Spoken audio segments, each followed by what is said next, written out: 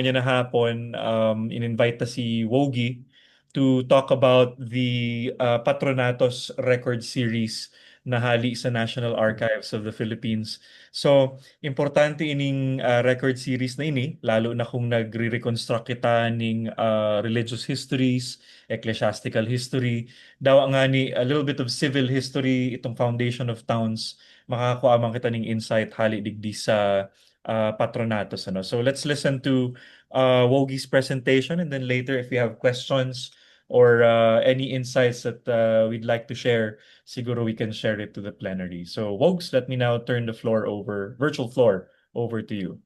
Okay, pwede mabalo sa pagkakataon na pigtaon nindo.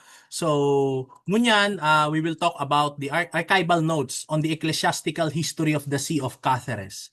So, basically, ano naman to, no, more on church history, but when we say, 'di ba, ecclesiastical, more on church administration. No, so bakit nga ba natin kailangang tignan, no? Kasi maraming researchers, I don't know if the if may same case sa Bicol, pero dito sa Metro Manila, since I am based in Caloocan, maraming mga takot magkalkal sa mga archives, and especially dito sa mga ganitong ka-technical. No, so before we jump into Patronatos, kasi I would like to provide an archival context dun sa mga bagay-bagay, no, bago tayo tumalon dun sa Patronatos, para at least meron na tayong certain perspective when looking uh, into the matter. Kasi ako, ang ginibo ko kayan, ang una ko is that pumunta ako ng National Archives before going to the Diocesan and Orders Archives, no? So medyo magkakaiba yung collection. Of course, there's no complete archive naman, no. Yun yung mga sinasabi ng mga archivists. Walang kompletong library, wala ring kompletong archives. So, in Patronato Real, no, alam naman natin during the Spanish colonial period, no, that the church and state is one. So therefore, the priest, no, regardless kung sa provincial, local, will always have a place in the colonial bureaucracy. And lahat ng mga ito makikita natin dun sa mga archival records na makikita nyo, from the petition of the towns, petition of the principalia, yung mga reaction to various policies. Kailangan meron siyang notation din ng parish priests, no? Even yung recommendation ng if you're going to elect a certain gobernador filio or cabeza de barangay, kailangan meron nga siyang backing ng parish priest. So kahit ikaw yung pinakamaraming boto na Indio, hindi ka makakapasok sa colonial bureaucracy without the assent and consent of the parish priest, no? So kahit saan mo siya ilaban, wala, because of this patronatorial, no? Then of course, the parish is the beacon of every locality in the Philippines. Meron siyang importanteng posisyon in the community.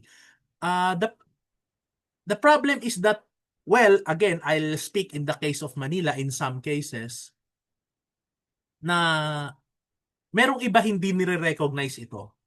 No? Kumbaga, I am not saying that because of religion. So for example, in Caloocan, yung issue ng Foundation Day nila, they don't recognize it under the uh,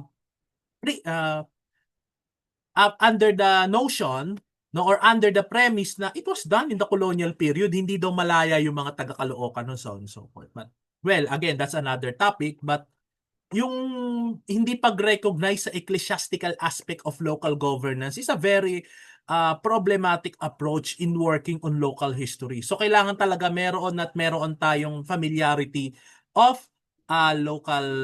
ecclesiastical history, especially in the colonial period. Now, the content mostly of these ecclesiastical archives are very technical. Pero kahit technical siya, minsan ang hirap niyang intindihin because they are using the term na mga pangsimbahan, di ba?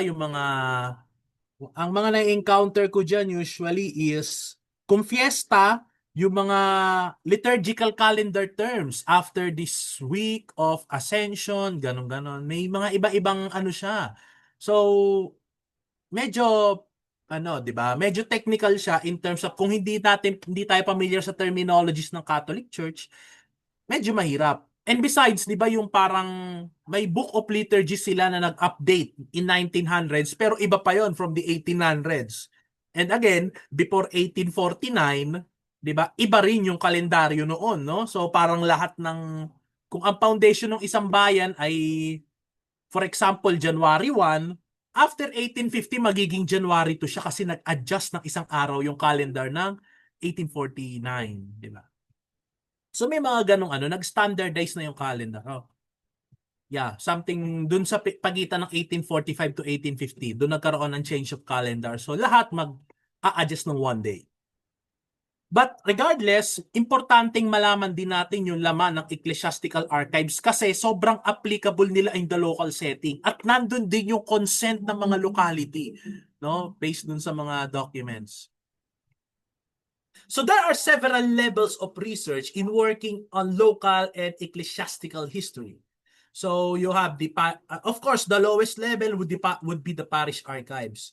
Throughout the speaking from experience, hindi po lahat ng parish ay may sariling archives. No? Aside from the usual baptisorum and baptisorum, confirmation, matrimonium, and defuntorum. Yung apat na yun, of course, they are the core records of an archive. Yung mga liber na yon, yung apat. Aside from that, wala na. Unless kung nakapagtabi sila ng souvenir programs, usually pag souvenir programs, 50s onwards na yan eh. Madalang lang ang 40s na souvenir programs. Malamang meron silang tinatawag na libros del circulares. So basically ang ginagawa nila yung mga decree from the archdiocese or diocese, kinokopya nila into a certain book.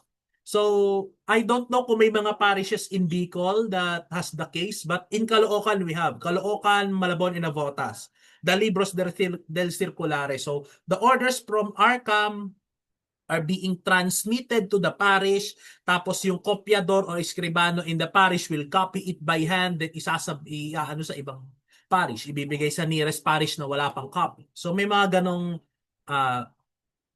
archive. Next is the diocesan archives. So medyo ito, no? Usually contemporary times na ito because many diocesan bodies have been established lately, no? As late as 1900s.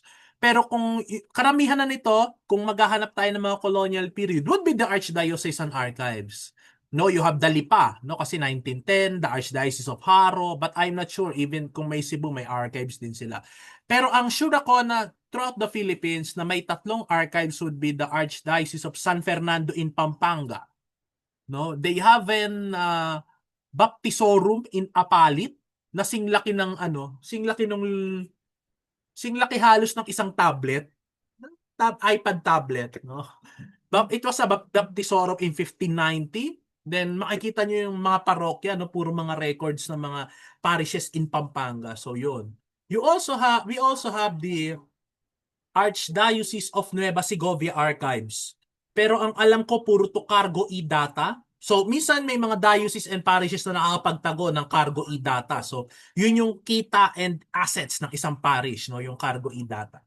Then of course, the most important would be the Archdiocesan Archives of Manila because it was the only provincial archives, or rather, metropolitan province in the Philippines throughout the Spanish colonial period.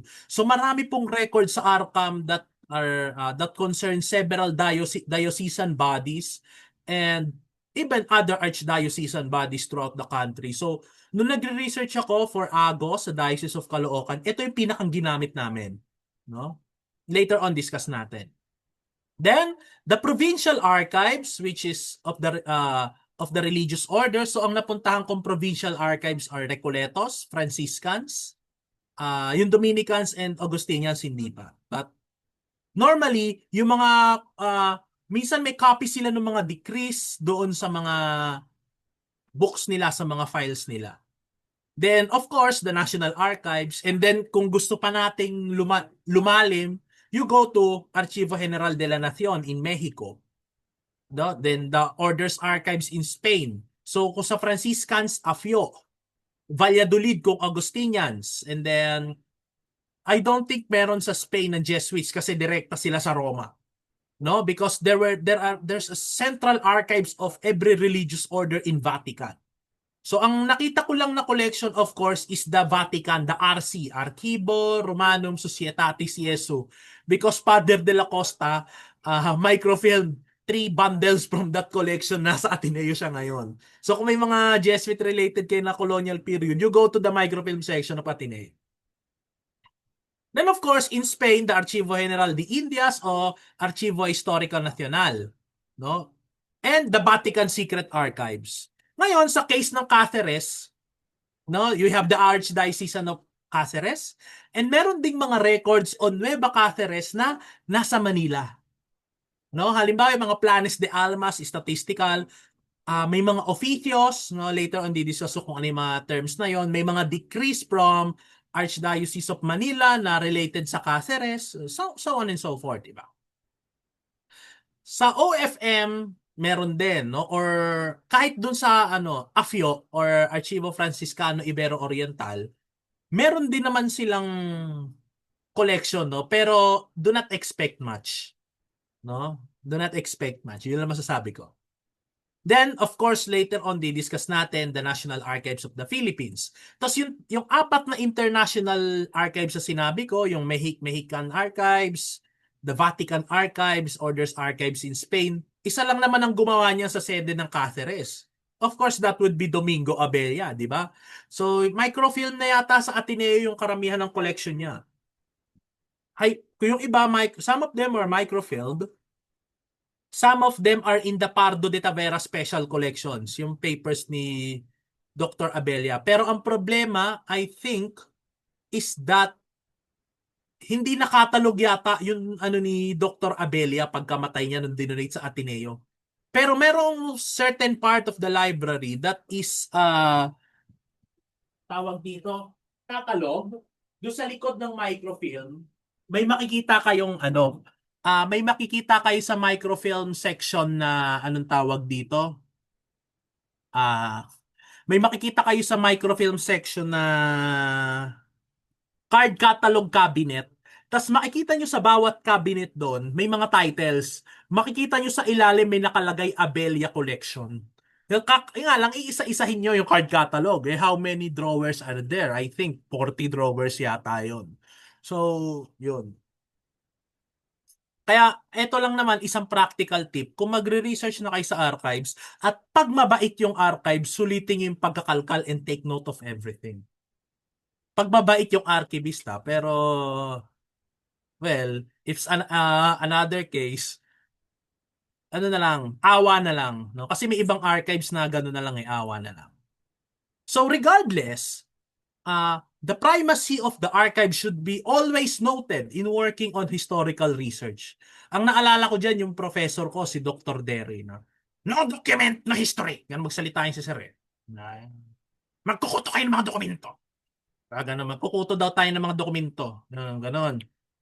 Yun yun maraming mga historians in the Philippines na yung mga notable sa archive would be Abella and Derry. Talagang kahit sa ang probinsya mo dalhin yan, kilala yan because yung primacy nga nila ng pagkabisa ng archive. No, yun yung mga mensahe nila eh.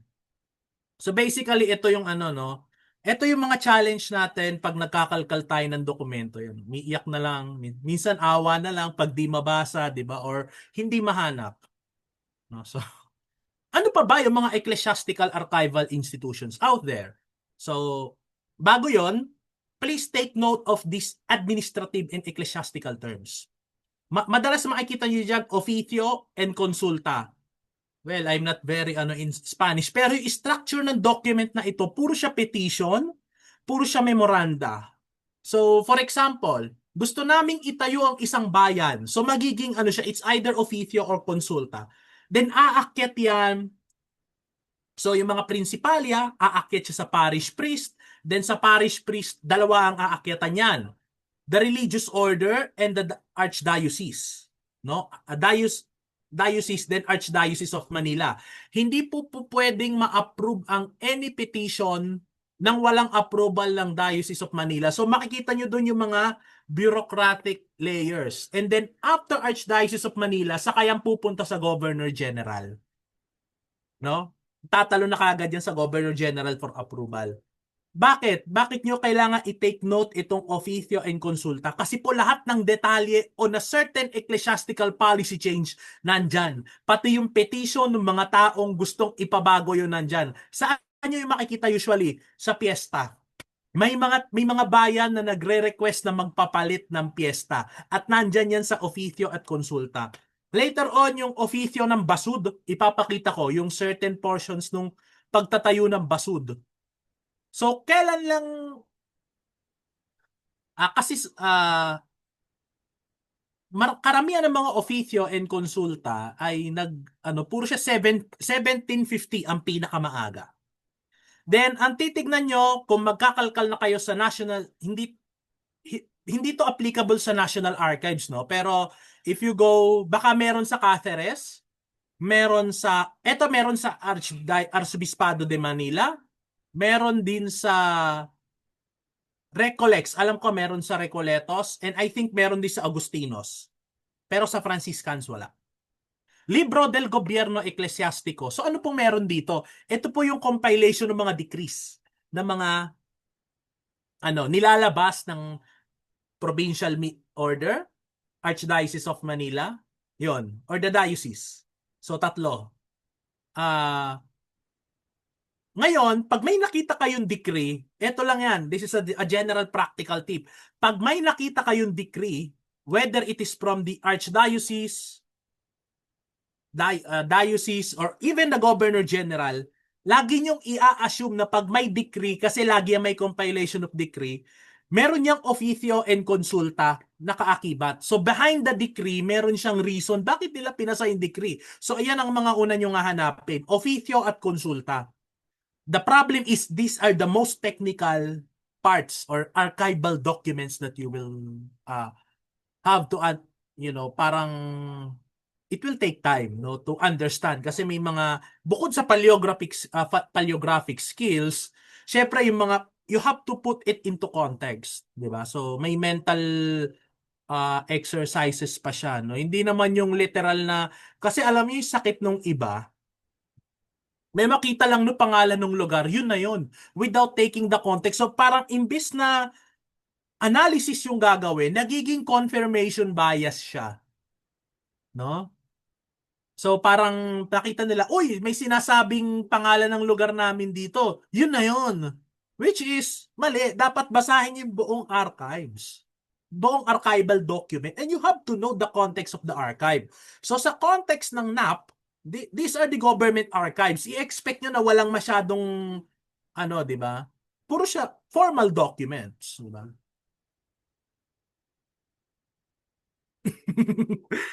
Okay. And then you will have to take note of these circulares, decretos, and bandos. Pag sinabing circulares, usually lang naman to parang tawag dito? It's like parang sa DepEd, advisory, memorandum circular, memorandum order. So yung decree is an order, while the circulares and bandos are like memorandum na, we are reiterating this law, blah, blah, blah, blah. Ganon. Although si bando is much more of a public announcement. No? Si circular is more of formal announcement. So may ganun siyang structure. Tapos may makikita kayo minsan na note na auto. May makikita kayo dito sa officios and consultas na auto. Ibig sabihin nun yun yung order. Minsan hindi nila dinidecree yun. Minsan nilalagay lang nila sa gilid ng officio. Mamaya I'll show you some samples. No, kung ano yung mga auto na yun. Okay? So nabanggit ko na kanina yung Franciscans, the AFIO, and OFM Philippine Provincial Archives. Meron ring mga records, kasi ang pinakamagandang record ng AFIO is the Kobak collection Nandun nakahilera yung mga bound books ni Kobak. Tapos meron pang mga naka-box in envelope na mga files ni Father Kobak. Pero kung may mga mahanap kayo sa Bicol, ang karamihan ay puro sa Albay. Yun yung mga na-check ko last time. Puro siya records ng Albay. So yun. Sa ARCAM, sa AIM, ang titignan nyo rito, number 1 is Planes de Almas. Meron pong mga statistical reports dyan. Next is Libro del Gobierno Eclesiastico. May mga decree siya concerning Cáceres and other diocesan bodies. Next is officio. May mga officio to and consultas. Pero eto ako nakikita ko medyo suntok sa buwan na tong tatlong to. Visitas Diocesanas. Yung pinakita ni Padingjay na document na which is the yung tinanscribe sa Filipiniana Sacra, no, na report around the Bicol, yung diocesan visits. They are reporting it, tapos pinapasa nila sa ARCAM. No, so medyo ito ako nakikita ko suntok sa buwan na tong tatlong to kasi usually puro Manila related to. Pero kung tsatsagain yung magkalkal, baka may makita kayong Bicol, no? Kung tsatsagain lang magkalkal. Pero itong officio and consultas, speaking from experience and the limited materials na nakalkal ko, konti lang yata yung mga other concerns outside Manila, no? Ang meron kasi ako dito yung ano yung sorry, hinuhugot ko rito sa ilalim ng table ko. Ay, nahulog. Dumilim na, namatay ng ilaw. Yan. Yung catalog ng Arkham. So pinabook alike ko siya. So meron dito that pala ipascan ko ito for our use, no? So meron siyang catalog dito. Halimbawa, kasi puro siya under Arkham pero may yung mga asuntos sa Arkham, pag nakita niyo sa catalog yung asuntos, restricted records yun, hindi nila papa-access sa'yo yun, no? Pero may ibang mga letters from Bicol na, halimbawa, ito, may isang certain, ayun, kung hinahanap nyo ang 1810, sa folder 2 may bisita diocesana. So, pasensya nyo na, no? May bisita diocesana ang Cáceres. Yeah, so nandito. So, pasensya na yung sulat ko. Photocopy ko na lang. So, yon. Pero suntok sa buwan nga ako, maghahanap kayo ng isang ano sa certain ng ano ng inyong bayan. Ngayon, kaya nandito na tayo, suntok sa buwan sa Arkham, you have to cross-check with the ones available in NAP. No? So, meron silang 13 million Spanish era documents divided into hundreds of record groups. Ano ba yung mga record groups o bundle na yon?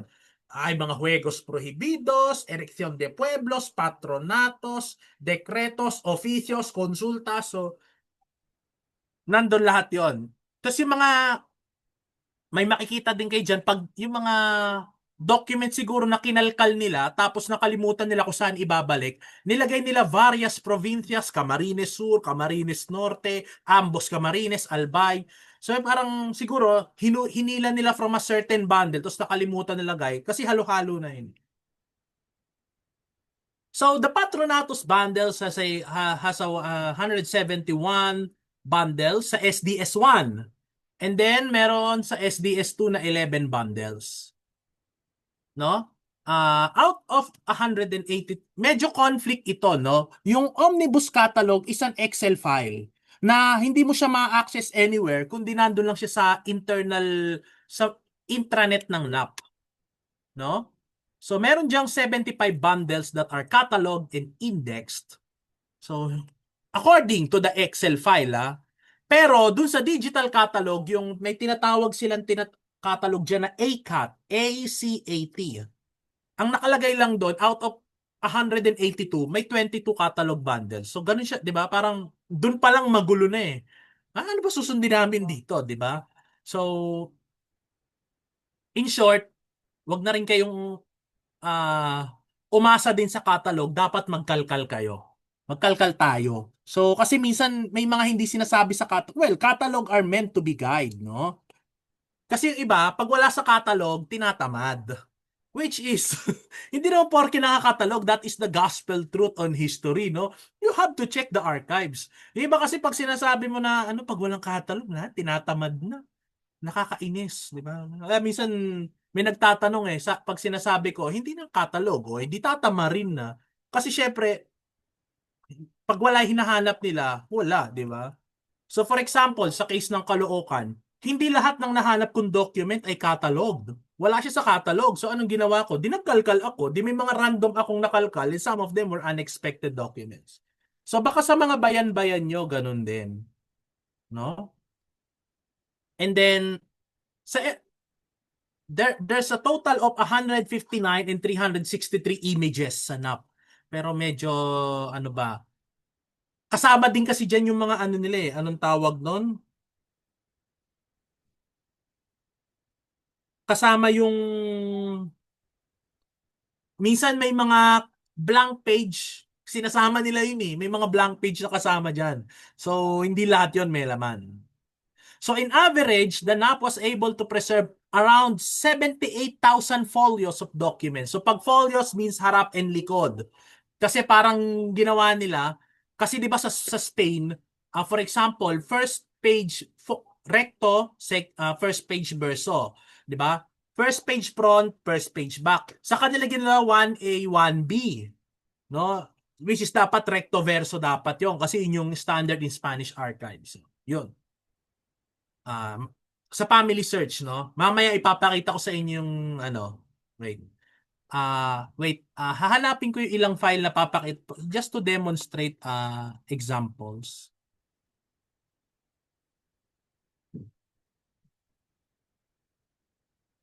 Teka. So nakikita nyo naman, no? Nakikita nyo yung shinare ko? Nakikita yung image? Okay. So, eto halimbawa, no? Pinakita ko naman to last year, pero pansinin nyo yung file na Seksyon de Gobierno, Patronato, di ba? Maraming mga documents sa NAP, especially 1830s onwards, may ganitong cover page. May ganito siyang cover page. So pag may cover page, alam mo na kagad yung subject. Ayan no. Nombramiento de subdelegado en de su santidad conferido por el señor obispo de Nueva Cáceres kay Pedro Pelaez. So binigyan ng appointment si Pelaez ni Tomas Ladron de Guevara. So eto makikita ninyo sa harap. This is the conform, meaning I conform with the appointment. So yan, pinirmahan ni Pedro Pelaez. Then eto naman yung original na letter ni Tomas Ladron de Guevara na kailangan ko ng representative to Nueva Ecija para hindi na mahirapan ng mga sarcastic nga yung term niya rito eh na ano yun para na daw hindi mahirapan yung mga Franciscans in going in reporting to the capital. So mag-appoint ako ng delegate ko, di ba? So nilagay niya si Pelaez. Pero mapapansin ninyo, take note of this signature, the left. Ayan po ay note from the higher official. Probably Governor General Alcala. I think this is Alcala. So it means approved. So makikita nyo, after that, meron pa siyang notation sa likod. Ayan o. Vice Patrono Real. So parang ito naputol yung ano niya eh. Naputol yung, mukhang meron siyang susunod na page, pero mukhang naputol. So ayan o, Manila, 20 de September 1843. Tapos, ayan, to be submitted to the Senyor Asesor de Gobierno. And then, ito yung parang, this is from the Secretary of the Governor General kay Secretary Lecaros. And then, mapapansin niyo yung mga ano sa likod, pinasa na naman sa isang opisina. Then, ito na naman, pinasa na naman sa isang opisina. So, ito yung mga note from the Secretary. So, makikita nyo, ano yung pinagdaanan ng isang certain officio. No, technically officio to eh. No, na this is a case file tungkol sa pagkaka-appoint kay Father Pelaez. Yan, mapapansin nyo, meron na naman, no? May cover page na naman siya. So, pagka ganito may cover page, madali mag-research, guys. Sobrang dali. Sobrang chill. No? Ang problema pag walang cover page, kasi random po ang pagkakahalo ng mga documents. Minsan, may makikita ka Nueva Cáceres, tapos biglang tatalo ng Cebu, Segovia, Pampanga, Tarlac, tapos biglang babalik ng Cáceres. No? So, ito, ayan, makikita nyo, no? Ito na naman yung pirma ka, ni Ladron de Guevara. Tapos may note, no? Ano to? Quedar enterado. Contiene? Tama? Contestese? Something. Medyo, Ayan yung, kaya lagi nyo titignan ang mga marginal notes. Kasi minsan nandyan yung order eh. Hindi ako pwede mag-flash nung sa Arsobispado kasi 'di ba ipe-play to in public. So merong researchers agreement. So hindi ko nahingi yung permission nila beforehand. So eto pa rin, no? Papapansin nyo may cover page. So eto sa kaso nito, wala siyang marginal note. Wala siyang marginal note pero malalaman, eto pa yung mga tip. Paano nyo malalaman kung kopya ang isang dokumento at hindi pirmado? Lagi niyong papansinin, Excelentissimo, Reverendissimo e Illustrissimo Senyor. Pagka may ganyang equal, lagi yan. Ibig sabihin, this is a copy of the document. Reverendissimo e Illustrissimo Senyor equal Padre Francisco de Cañavera, Provincial de San Francisco equal Jose Segui, Arzobispo, ano yan? Metropolitano y Gobernador Apostólico de las Diócesis en Nueva Cáceres y Cebu de estas islas. Anong ibig sabihin nito? Pansinin nyo, kinopya yung title, same with the font. It means it is written by by an escribano, no, and the kopyador ito kung tawagin, or a copy of a document. So, eto na yung mga original. Lagi siyang may pirma. Kaya papansinin niyo yan. So, you have to distinguish which one are the copies and which one are the originals. So, eto mapapansin niyo, oh. I think this is still about Cura Parroco de Owas, Provincia de Camarines Sur, y Cura Parroco de Camalig, de la misma provincia. So, palitan ng Owas and Camalig Parish Priest. Noted by Pedro Elordi. Then, makikita ninyo, may approval si Claveria. Governor General Claveria, and then may note na naman dito, and then may other note na naman. So, si Reyes. So, may mga notes siya. So, makikita nyo rito yung mga, ano, ito ang actual copy ng decree. May title ng Governor General, etc. And then may space. Yan, so may mga space. And then, pirmado. Minsan, makikita nyo dyan, pag this is a copy, may makikita kayong equal sign, tapos nakalagay lang Narciso Claveria, tapos ang pipirma secretary. It means by the order of the Governor General. Teka, hanap pa ako ng ibang archival documents.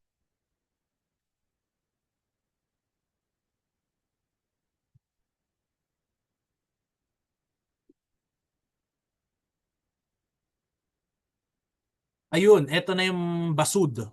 This is the foundation of basud na sinasabi ko kanina. Mapapansin nyo, basta 1830s onwards, mataas ang chance na puro may cover letter na ganito. Minsan may ganyan, minsan handwritten. Expediente. Camarines Norte. So yan. Pansinin nyo, no? From Parokya de Daet. Teka. Signed by Father Eusebio Gomez, something. Then makikita nyo may note dito. Yan, no? Kay Venancio Abella. So may ano siya, may mga notation siya. So you have to check. And then, pansinin nyo, eto na, kay Father Casimiro.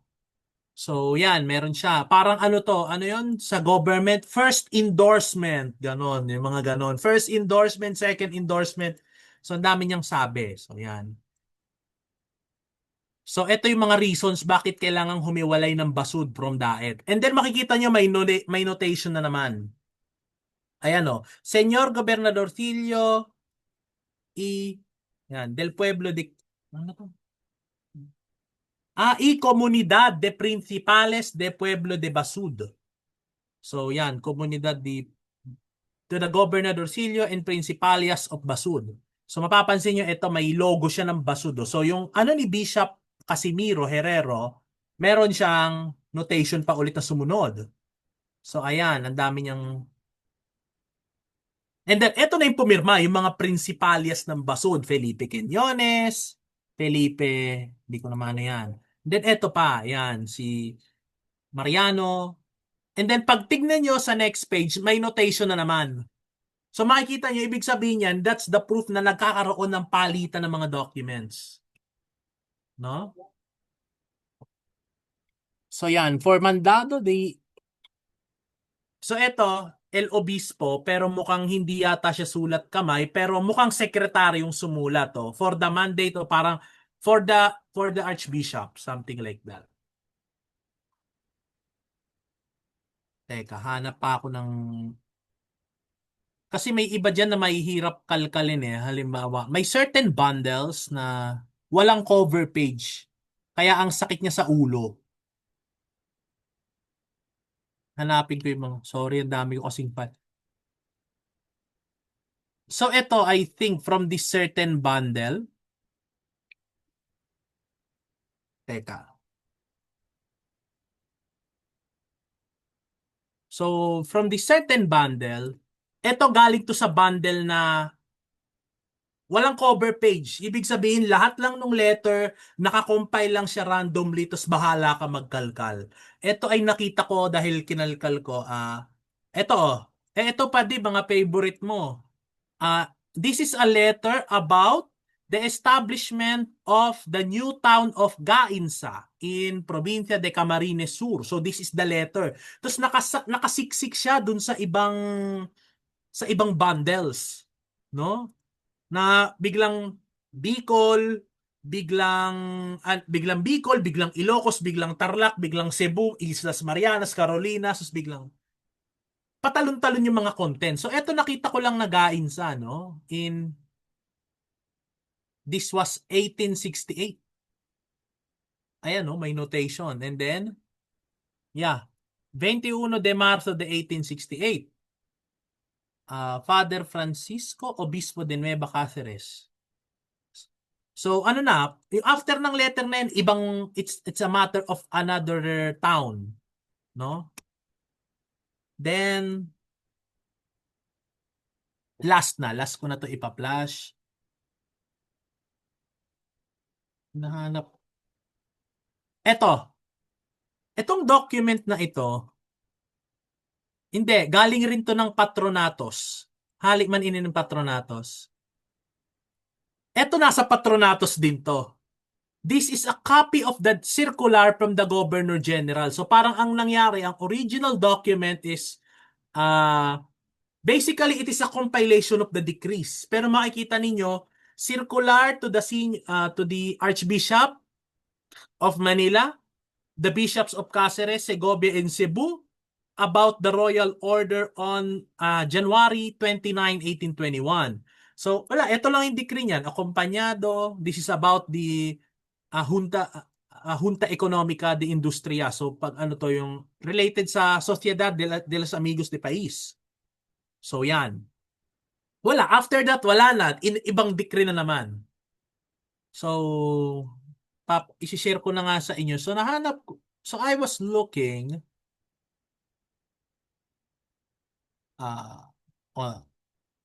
kasi hiwa-hiwalay ito. So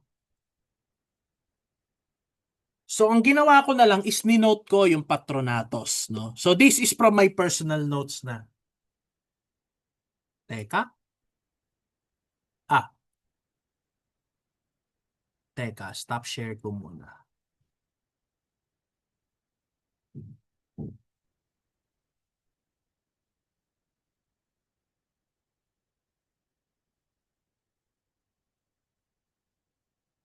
So ito basically yung general content note ng Patronatos. Hindi pa siya updated but this is from my old notes, no?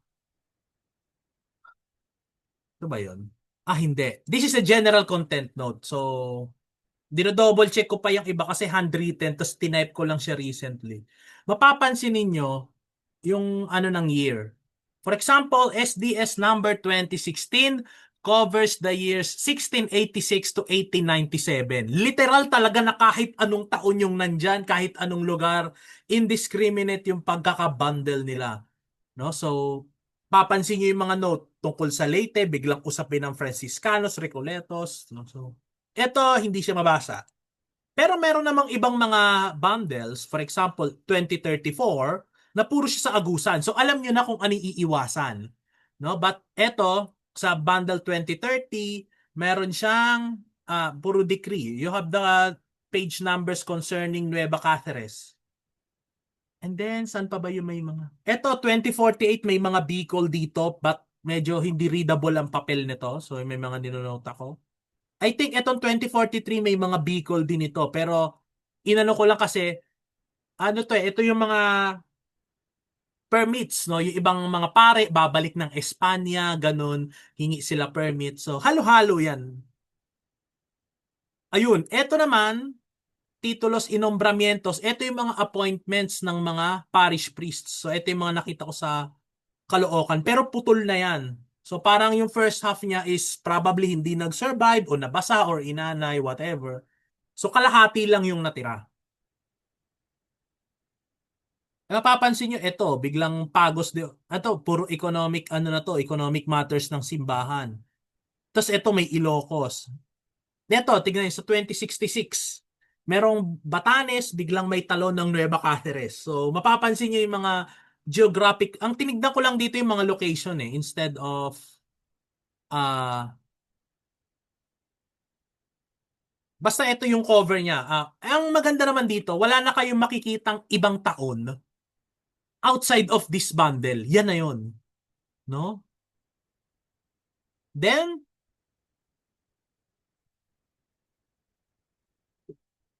ayun, itong 2092, puro Cáceres ito. So itong bundle na ito. Pero ito yung mga masakit sa ulo eh. Ito, yung mga going to 2100. Kasi biglang Nueva Cáceres, tapos minsan next page biglang Negros, Cebu, Albay, etc. etc. So mapapansin nyo pa iba-iba yan. No, magulo ito yung mga magugulong parts, no? Yan, may nakita pa akong Ragay and Lupi. Hindi ko pa nga siya nare-request for digitization. So pag ano, from time to time, ina-update ko whenever nasa nap ako. Ito, magulo rin siya, oh. Ayan, may Nueva Cáceres siya sa 20. Pero ano yan, pagka nilagay ko yan dyan, kakalkalin nga lang. Hindi ko na na-note yung exact page. No? Kasi basically itong mga magugulo na to, thousands of pages yan. Minsan 2,000 page yan. So, magulo siya. Okay. So, sa SDS2 naman ng Patronatos, ang quality niya, yung archival document, pinicturean siya using, parang ang Digicam pa yung pinang picture, not the DSLR, parang Digicam. Na nag-flash pa. Minsan, basa na yung tubig, I mean, nabasa na ng tubig yung papel, tapos, syempre, ano na, malabo na. Tapos, pa-flashan mo ng Digicam na may flash, sobrang labo, hindi mo siya mababasa. At all. So, maraming documents na ganun sa SDS2 na parang dinigitize na lang for the sake of it being transferred into digital format. Kaya lagi mo siyang i-request ng rescanning. So merong isang bundle dyan on Nueva Cáceres na sobrang labo, tapos isang buong bundle yon, may mga Albay, Camarines. Kailangan mo siya i-request for rescanning kasi sobrang labo niya talaga. Sa SDS2 yon, I forgot which. Ito yata sa 3221. Puro siya sa Kanakman. Tapos sinabay siya sa ano. Ito malabo tong part na ito. That I remember. Then,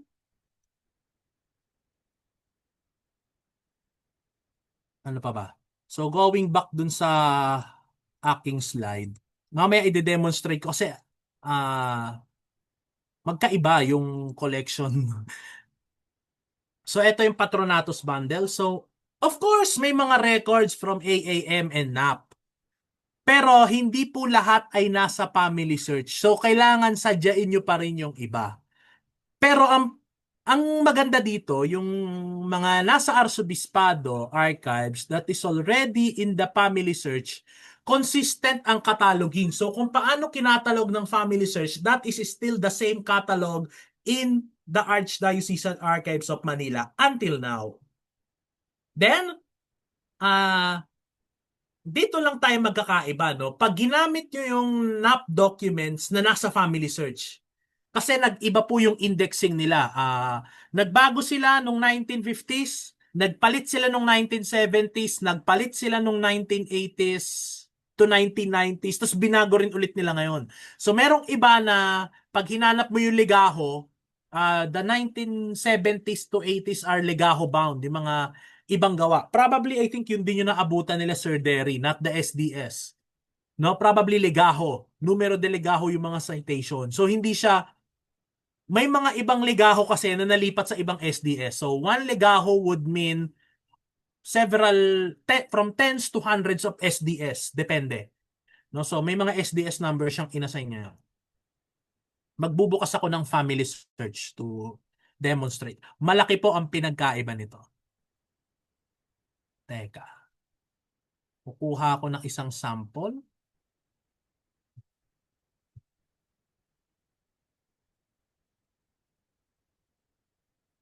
Sharing my screen. Okay. So ito.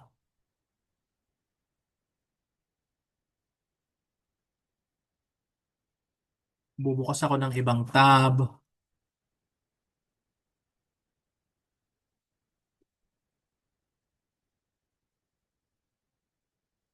Mapapansin nyo, putol, di ba? Putol siya. So ito, bukas na siya sa family search. Mapapansin nyo, ito yung malaking pinagkaiba, no, with the patronatos of na nasa family search na nasa NAP ngayon. Itong mga notation na to, tinanggal nila sa NAP to. Tinanggal nila to. Yung magsiserve as guide, wala na siya ngayon. Then, maswerte lang tayo magkalkal sa family search kasi may note siya sa gilid kung ano yung subject niya. So, halimbawa, ito, Manila, 1827. Tapos, kahit i-other view mo siya, yung pattern niya, minsan kasi hindi nila nilalagay, minsan nilalagay. So, medyo, ito halimbawa, may mga note yung dating archivist.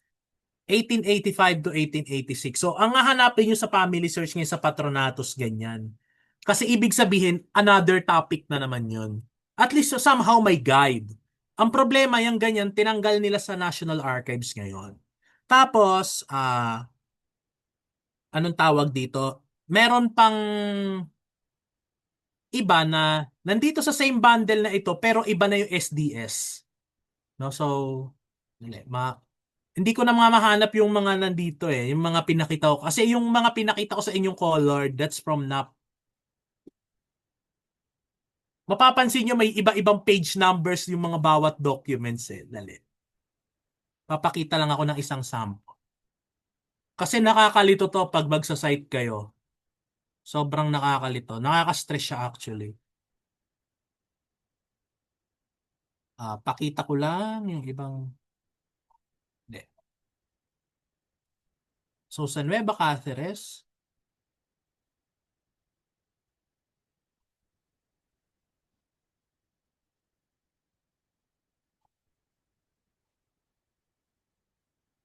pansinin nyo sakit ng ulo. May pagination sa baba. Ibig sabihin yan, I think sheet number 9. That's the pagination below. Meron pa siyang notation dito. Ngayon, meron din siyang sheet number 9 dito.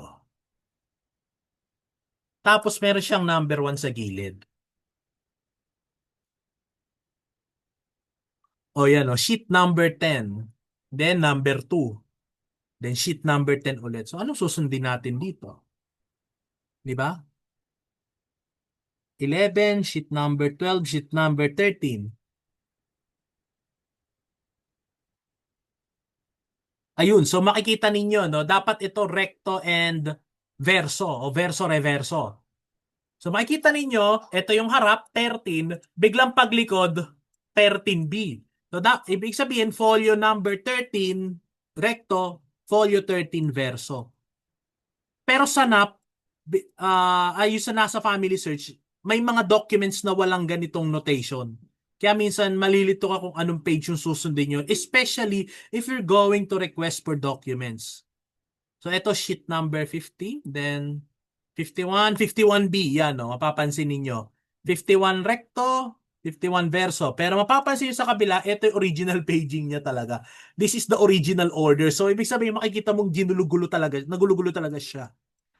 So yan. So ganyan kagulo yung mga buhay pag tapos biglang may number 2, tapos biglang pero I think this is Legajo.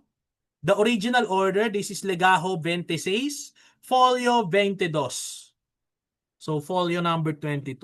So dapat na Legajo system siya pero mukhang nagkalas-kalas siya over time because of the storage concerns. Tapos nung kinatalog magulo na. So they really had to make sense out of it. So ayun, medyo magulo, no? Then, balik ulit tayo sa family search.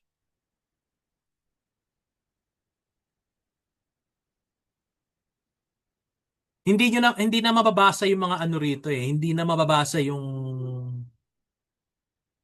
ayan gaya niyan, 'di ba? Ang hirap niyang basahin. So sa NAP lalong mas mahirap basahin yan do sa colored ng NAP. So ginagawa namin diyan, nag-aano kami yung ina-adjust mo yung color sa computer sa Windows just to make sense of it. Out of it. At, basa siya eh. Oh. Halata yung basa ng papel eh. Oh. So, parang paano natin mababasa yan, di ba? Then, eto ang maganda, gaya na sinasabi ko, eto yung maganda sa family search kasi watch out for this clip notes. No? Ngayon, na-discuss na natin yung patronatos and then yung mga administrative terms. Sa iba't ibang bundle, sa Erección de Pueblos, meron ding mga documents signed by a bishop. Kasi nga Erección de Pueblos are around are uh, about establishment of towns. Pero yung iba hindi naman siya establishment of towns. Some of them are police reports, some of them are incident reports, no? So, yun. So medyo maano siya. So balik na ako. So pasensya na may kaguluhan yung aking ano. But it's really that's really how it is. Then may gaya ng sinabi ko, magkakaiba no yung SANAP and family search. So summing up, makikita naman natin na the documents are arranged creatively na kailangan natin ng creativity in navigation. So we have to think like an archivist and at the same time we have to triangulate like a historian. We have to triangulate our sources. Kaya diniscuss ko, bukod sa NAP, we can go to the other archdiocesan or diocesan archives and religious orders archives. So, yun lang. Good luck sa pagre-research in local history and Diyos mabalos. No?